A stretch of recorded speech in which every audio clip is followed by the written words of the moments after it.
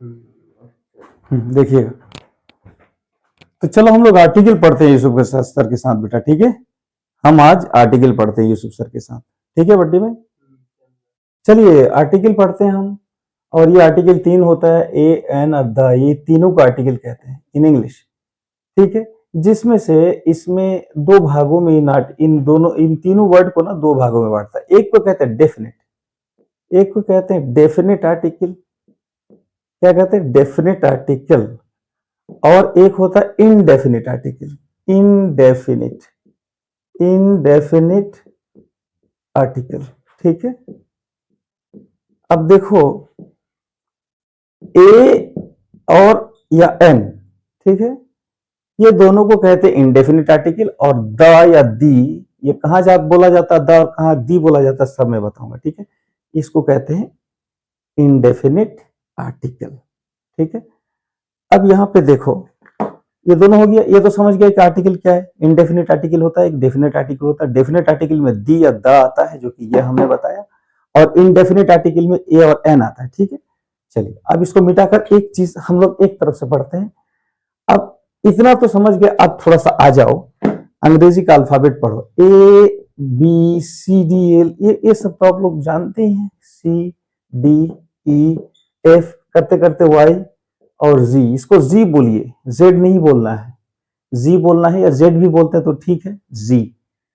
इसको अल्फाबेट कहते हैं बच्चों, यानी इंग्लिश लेटर्स हो गया, वही अल्फाबेट हो गया। मैंने कहा था कि लेटर्स एक एबीसीडी का माला की तरह से जो होता है वो अल्फाबेट हो गया, और ये माला का एक एक फूल हो गया, वो लेटर्स हो गए। तो उसी तरह से ये इन लेटर्स में तीन भागों में इसको बांट दिया। देखो, एक है वॉवेल्स, वॉवेल्स को पहले लिखते हैं हम। वॉवेल्स में आता है ए, ई, ओ, आई, यू, ये हो गए वॉवेल्स।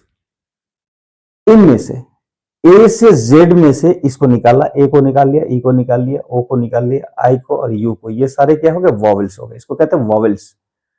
चलो आ जाए consonants, consonants, C O N S O N A N T S, consonants क्या हो गया, ये मान लीजिए कि बी से लेकर के जेड तक, ये इनको छोड़कर, इन पांचों को छोड़कर जो भी बचे वो हो गए। चलिए यहां छोड़ दीजिए इसको, थोड़ा सा आगे। अब सेमी वॉवेल्स एक होता है, सेमी वॉवेल्स, सेमी वॉवेल्स, ठीक है। सेमी वॉवेल्स क्या हो गया, डब्ल्यू और वाई को कहते हैं सेमी वॉवेल्स, इतना जान के रखो, ये सेमी वॉवेल्स। यानी 5 हो गया वॉवेल्स और 2 हो गया सेमी वॉवेल्स, डब्ल्यू और वाई, ठीक है। तो 5 2 7, 26 में से 7 चला गया, कितना बचा, 26 में से 7, 26 लेटर्स होते हैं अंग्रेजी में, 26 लेटर्स में से 7 चला गया तो कितना बचा, माने 19। तो 19 क्या हुए, कॉन्सोनेंट्स। 26 में से 7 चला गया तो बचा कॉन्सोनेंट्स। ये सबको भी तुम कॉन्सोनेंट्स में मिला लेते हैं, हम लोग बोल देते हैं इन सबको कि वॉवेल्स के पांचों को छोड़कर, ए ई आई ओ यू को छोड़कर जितने भी बचे वो कॉन्सोनेंट्स हैं। लेकिन जानकारी के लिए सीख लीजिए कि सेमी वॉवेल्स ये डब्ल्यू और वाई होते हैं, ठीक है। बाकी जितने सारे हैं, बाकी जितने इनको छोड़ करके जितने सारे हैं वो कॉन्सोनेंट्स हैं, वो कॉन्सोनेंट्स है। वो बी से लेकर के जेड तक, मतलब जितने हैं शायद 19 से 18 होंगे, ये 2 हो गए, ठीक है, 19 2 21, और ये 5 हो गए, तो इसका मतलब ये 19 होता है कॉन्सोनेंट। और ये 2 सेमी वॉवेल्स और 5 वॉवेल्स। तो इतना समझ में आ जाना चाहिए। ए और एन ये कहां लगता है जुमला में, सेंटेंस में, ये भी लगता है। जैसे दिस इज अ चेयर, अगर हम बोलते हैं दिस इज अ चेयर, फिर एक जगह बोलते हैं दिस इज एन एप्पल। देखिए यहां पे कंपेयर कर रहा हूं दोनों में। दिस का मतलब ये, इज का मतलब है, एन का मतलब एक, एप्पल का मतलब सेब। ये एक सेब है, ठीक है, और ये एक कुर्सी है। ये एक सेब है, ये एक चेयर है, ये एक कुर्सी है, कुर्सी, चेयर का मतलब कुर्सी, कुर्सी है। और ये एक, ये क्या है, सेब है, क्या है, सेब है, मान लो। तो देखो इसका भी मतलब एन का भी मतलब एक हुआ, और अ का मतलब एक हुआ। तो आखिर किसको कहां पे लगाएंगे? यहां पे क्या हो गया ऐसा कि एन लग गया एक के मीनिंग में, और यहां पे क्या हो गया ऐसा कि ए लग गया एक के मीनिंग में? तो देखो, इसके लिए भी एक चीज बहुत जरूरी है जानना, ठीक है?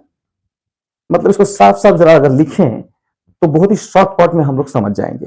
अभी हम लोग क्या पढ़ रहे हैं? इनडेफिनिट आर्टिकल पढ़ रहे हैं। क्या पढ़ रहे हैं हम लोग? इनडेफिनिट आर्टिकल पढ़ रहे हैं। ए एन देखो क्या कहते हैं? इनडेफिनिट, यहां पे लिख लो इनडेफिनिट, NIT, इनडेफिनिट आर्टिकल पढ़ रहे हैं हम लोग। क्या पढ़ रहे हैं? इनडेफिनिट आर्टिकल पढ़ रहे हैं। और वो क्या होता है? ए होता है एक और एन होता है, दोनों का मानी एक होता है। ये सेंटेंस में लगता है, कभी कभी अक्सर लगता है, ठीक है? जैसे this is a chair, chair हो गया, एक चेयर है। And this is an apple. ये दो चीज को देख, दो चीज कंपेयर करके हम तुमको बताना चाहते हैं कि एन कहां लगता है और ए कहां लगता है। देखो, एन एप्पल, एन लगा है तो एप्पल लगाओ यहां पे। अच्छा, पहले ये बताओ कि एप्पल भी नाउन है और चेयर भी नाउन है, ठीक है? ये देखो, समझ में आ रहा है ना? लेकिन यहां पे ए लग गया चेयर के सामने और एप्पल के पहले एन लग गया, क्यों भाई? तो अब समझ लो कि जो भी ए, ई, आई, ओ, यू, ये 5 से शुरू होने वाले वो सारे शब्दों के पहले क्या लगेगा? शुरू होने वाले शब्दों के पहले एन लगेगा, ठीक है? और इन पांचों को छोड़ करके, मतलब वॉवेल्स जो 5 है अंग्रेजी में, इसको छोड़ करके जिन वर्णों से, अंग्रेजी के वर्णों से या फिर जिन लेटर से शुरू होता है, मैंने कॉन्सोनेंट से शुरू होने वाले वो सारे वर्ड्स उसके साथ अ लगाते हैं, मतलब एल जिसको आप लोग कहते हैं, ठीक है? तो जैसे यहां पर अ क्यों लग गया? चेयर, चेयर भी नाउन है भाई।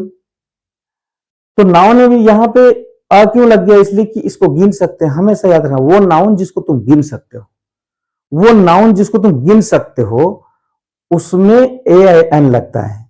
जो वो नाउन जिसको तुम गिन नहीं सकते, ठीक है, उसको कहते हैं अनकाउंटेबल नाउन। और जो गिनने योग्य नाउन होता है उसको कहते हैं काउंटेबल नाउन। तो अनकाउंटेबल नाउन का मतलब वो हुआ चावल हो गया, राइस जिसको कहते हैं, बालू हो गया, ठीक है, उसके बाद पानी हो गया, तेल हो गया, ये सबको तो तुम गिन नहीं सकते।